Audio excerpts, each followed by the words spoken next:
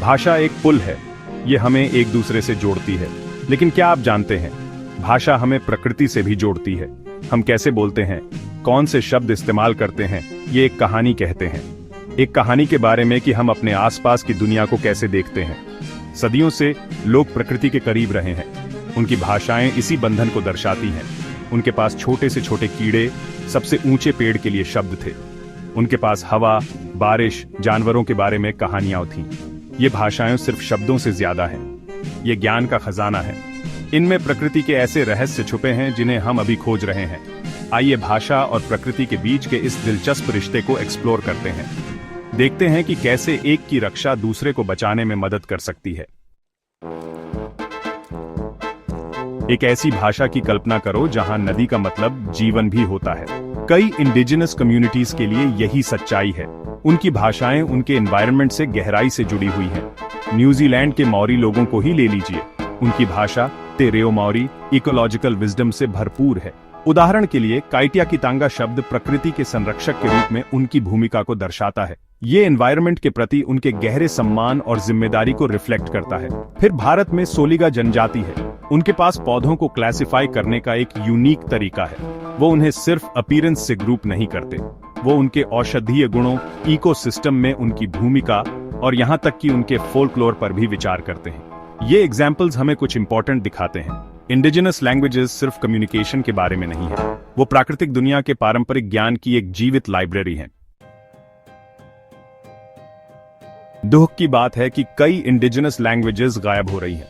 हर 2 हफ्ते में एक भाषा मर जाती है। इसके साथ ही हम दुनिया के बारे में एक यूनिक पर्सपेक्टिव खो देते हैं। हम अपने प्लैनेट के बारे में वैल्यूएबल नॉलेज खो देते हैं। उदाहरण के लिए साइबेरिया के टोफा लोग भाषाई विलुप्ति का सामना कर रहे हैं। उनकी भाषा उनके द्वारा पाले जाने वाले रेनडियर से गहराई से जुड़ी हुई है। जैसे जैसे उनकी भाषा खत्म होती जाती है, वैसे वैसे रेनडियर के बिहेवियर, माइग्रेशन पैटर्न्स और इकोसिस्टम के डेलिकेट बैलेंस की उनकी समझ भी कम होती जाती है। उत्तरी अमेरिका के पैसिफिक नॉर्थ वेस्ट कोस्ट पर हाइदा भाषा भी लुप्त प्राय है। हाइदा लोगों का ओशन से गहरा नाता है। उनकी भाषा इसे रिफ्लेक्ट करती है, जिसमें अलग अलग प्रकार के सीवीड, टाइडल पैटर्न्स और समुद्री जीवों के लिए स्पेसिफिक टर्म्स हैं। इन भाषाओं का नष्ट होना एक त्रासदी है। ये एक लाइब्रेरी को जलाने जैसा है। हम न सिर्फ शब्दों को खोते हैं, बल्कि उन प्राचीन विजडम को भी खोते हैं जो प्रकृति के डेलिकेट बैलेंस के बारे में बताते हैं। जहां इंडिजिनस लैंग्वेजेस प्रकृति से गहराई से जुड़ी हुई है, वहीं आधुनिक अर्बन लैंग्वेजेस अक्सर अलग थलग हैं। हम कंक्रीट जंगल्स में रहते हैं, टेक्नोलॉजी से घिरे हुए। प्राकृतिक दुनिया से हमारा नाता कमजोर हो गया है। जरा सोचिए, पिछली बार आपने ह्यूमस या कैनोपी शब्द कब इस्तेमाल किया था? क्या आप अपने नेबरहुड के पेड़ों के नाम जानते हैं, या उन पक्षियों के जो आपकी खिड़की के बाहर गाते हैं? हम में से बहुत से लोग कॉमन प्लांट और एनिमल स्पीसीज को पहचानने में भी स्ट्रगल करते हैं। हमारी भाषा इसी डिस्कनेक्ट को दर्शाती है। हम बर्ड या ट्री जैसे जेनेरिक टर्म्स का इस्तेमाल करते हैं, प्राकृतिक दुनिया की इनक्रेडिबल डाइवर्सिटी को भूल जाते हैं। इस लिंग्विस्टिक गैप के असली कॉन्सिक्वेंसेस हैं। जब हम प्रकृति से डिस्कनेक्टेड होते हैं, तो हम उसकी रक्षा करने की कम संभावना रखते हैं। हम उसकी सुंदरता और उसकी प्लाइट के प्रति असंवेदनशील हो जाते हैं। अच्छी खबर यह है कि कुछ लोग वापस फाइट कर रहे हैं। वो एनवायरनमेंट की रक्षा के लिए लैंग्वेज और लॉ का इस्तेमाल कर रहे हैं। न्यूजीलैंड में वांगानुई रिवर को लीगल पर्सनहुड दिया गया है। इसका मतलब है कि रिवर के वही राइट्स हैं जो एक इंसान के होते हैं। इसे कोर्ट में रिप्रेजेंट किया जा सकता है और इसके इंटरेस्ट्स का बचाव किया जा सकता है। ये ग्राउंड ब्रेकिंग डिसीजन मौरी भाषा और वर्ल्ड व्यू को मान्यता देकर संभव हुआ, जहां आप जानते हैं नदी को एक एंसेस्टर माना जाता है। और ये सिर्फ एक एग्जाम्पल है। दुनिया भर में लोग प्रकृति की वकालत करने के लिए भाषा का इस्तेमाल कर रहे हैं। वो वॉइसलेस को आवाज दे रहे हैं। टेक्नोलॉजी, आप जानते हैं, अक्सर प्रकृति से हमारे डिस्कनेक्ट के लिए दोषी ठहराई जाती है, लेकिन ये वास्तव में कंजर्वेशन के लिए एक टूल भी हो सकती है। डिजिटल प्लेटफॉर्म्स अब एंडेंजर्ड लैंग्वेजेस को डॉक्यूमेंट और रिवाइटलाइज करने में मदद कर रहे हैं। उदाहरण के लिए वासुंधरा प्रोजेक्ट को ही ले लीजिए। ये पूरे भारत से इंडिजिनस इकोलॉजिकल नॉलेज का एक डिजिटल रिपोजिटरी बना रहा है। ये प्रोजेक्ट भाषाओं और उनके द्वारा रखे इनवैल्यूएबल विजडम दोनों को प्रिजर्व करने के लिए ऑडियो रिकॉर्डिंग्स, वीडियोस और टेक्स्ट का यूज करता है। और वेल, आर्टिफिशियल इंटेलिजेंस भी यहाँ एक रोल निभा रही है।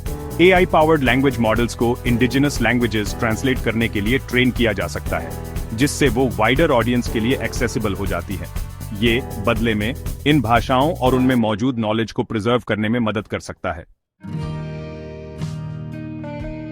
हालांकि भाषा निस्संदेह एक पावरफुल टूल है, लेकिन यह पर्याप्त नहीं है। अपने प्लेनेट की ट्रूली रक्षा करने के लिए हमें शब्दों से आगे बढ़ने की जरूरत है। हमें एक्शन की जरूरत है।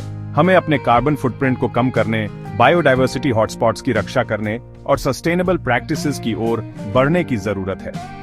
इंडिजिनस कम्युनिटीज और उनकी भाषाओं और उनकी जमीनों की रक्षा के उनके एफर्ट्स का सपोर्ट करना भी जरूरी है।